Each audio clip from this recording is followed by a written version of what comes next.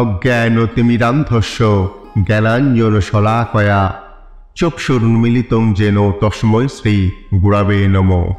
শ্রীকৃষ্ণ চৈতন্য প্রভু নিত্যানন্দ শ্রী অদ্বৈত গদাধর শ্রীবাসাদি গৌরভক্তবৃন্দ।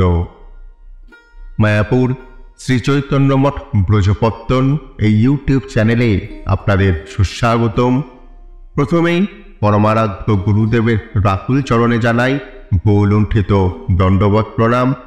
এরপর সমস্ত আচার্যগণ, সমস্ত ভক্তবৃন্দ, সমস্ত মাতৃমণ্ডলী ও গুরুভ্রাতাগণকে জানাই দণ্ডবৎ প্রণাম। আমাদের এই গৌড়ীয় সমাজে জগৎগুরু প্রভুপাদ ভক্তি সিদ্ধান্ত সরস্বতী গোস্বামী ঠাকুর এবং তাহার উপদেশ সমস্ত ভক্তদের কাছে এক অমূল্য বস্তু।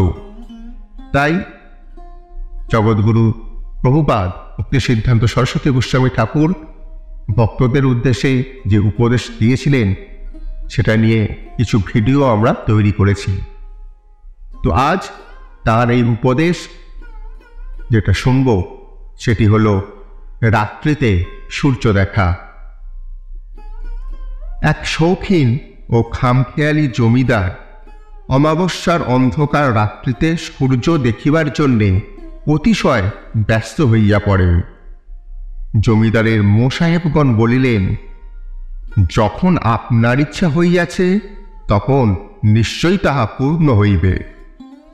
পৃথিবীতে আমরা এমন একটা আদর্শ রাখিয়া যাইব যাহাতে ভবিষ্যতে সকল লোক তাহার অনুসরণ করিয়া আপনার যশ কীর্তন করিতে পারে।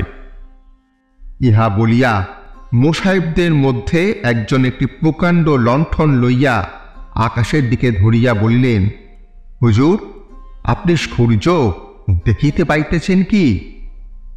তখন আর দুইজন মোসাহেব বলিলেন, লণ্ঠনের সামান্য আলোকে সূর্য দেখা যাইবে না। 10 কোটি মোমবাতির শক্তিযুক্ত বৈদ্যুতিক আলোক সংগ্রহের ব্যবস্থা করা হোক। জমিদার বাবুর ইচ্ছাক্রমে তাহাই হইল। ওইরূপ শক্তিশালী বৈদ্যুতিক আলোকের দ্বারা জমিদার বাবুর কতিপয় শ্রেষ্ঠ বৈজ্ঞানিক বন্ধু জমিদার বাবুকে রাত্রিকালে সূর্য দেখাইবার চেষ্টা করিলেন, কিন্তু তাহাতেও উপস্থিত বৈজ্ঞানিকগণের সকল চেষ্টায় বিফল হইল। এই সময় তথা এক বিজ্ঞ ব্যক্তি জমিদার বাবুকে বলিলেন যে পৃথিবীতে সকল বৈদ্যুতিক আলোক একত্রিত করিয়াও তিনি কিছুতেই রাত্রিকালে সূর্য দেখিতে পাইবেন না। ইহাতে কেবল শক্তি, অর্থ ও সময়ের ক্ষয় ও অপব্যয়ই হইবে। অতএব সূর্য দর্শন যদি করিতেই হয় তবে তাহাকে অরুণোদয়ের জন্যে অপেক্ষা করিতেই হইবে। সূর্যের রশ্মি দ্বারাই সূর্যের দর্শন লাভ হইবে। এতদ ব্যতীত অন্য কোনো কৃত্রিম আলোকের দ্বারা সূর্য দর্শন করা যাইতে পারে না। যুক্তির সাহায্যে জড়বৈজ্ঞানিক, প্রত্নতাত্ত্বিক, মায়াবাদী প্রমুখ ব্যক্তিগণ যে ইন্দ্রিয়জ জ্ঞানের দ্বারা অতীন্দ্রিয় ভগবানের নিত্য সচ্চিদানন্দ বিগ্রহ দর্শন ও উপলব্ধি করিবার চেষ্টা করেন, তদ্বারা তাহারাই বঞ্চিত হয়। যেইরূপ রাত্রিকালে শত শত কৃত্রিম আলোকের দ্বারাও সূর্য দর্শন করা যায় না, তদ্রূপ জীবের শত শত ইন্দ্রিয়জ জ্ঞান ও চেষ্টার দ্বারাও শ্রী শ্রী হরিগুরু বৈষ্ণবের স্বরূপ দর্শনও ঘটে না।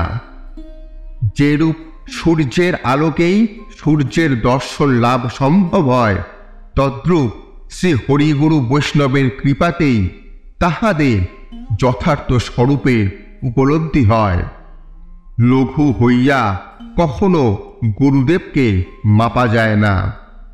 মায়াবদ্ধ জীব কখনো মায়াধীশ কৃষ্ণকে ও কৃষ্ণ তত্ত্ববিদ সাধু বৈষ্ণবকে মাপিয়া লইতে পারে না। তো এই ছিল জগৎগুরু প্রভুপাদ ভক্তি সিদ্ধান্ত সরস্বতী গোস্বামী ঠাকুরের উপদেশ। ভিডিওটি কেমন লাগলো অবশ্যই আমাদের কমেন্ট সেকশনে জানান। আর কথা দিচ্ছি পরের দিন এই রকমই আকর্ষণীয় তথ্য সমৃদ্ধ ভিডিও নিয়ে আপনাদের সামনে আমি শশীনন্দন আবার উপস্থিত হব। ততদিন সুখে থাকুন, শান্তিতে থাকুন, ভালো থাকুন, আর কৃপা করুন আমাদের যেন হরিভক্তি হয়, আমাদের যেন কৃষ্ণপাদ পদ্মে মতি থাকে, আমাদের যেন গুরুপাদ পদ্মে মতি অটুট থাকে। জয় অনন্ত কোটি বৈষ্ণব বৃন্দের জয়, জয় আপর মঠরাজ মায়াপুর শ্রী চৈতন্য মঠের জয় এবং তৎশাখাসমূহ সমস্ত গৌড়ীয় মঠের জয়। বাঞ্ছাকল্পতরুভ্যশ্চ কৃপা সিন্ধুভ্যো এব চ পতিতানাং পাবনেভ্যো বৈষ্ণবেভ্যো নমো নমো।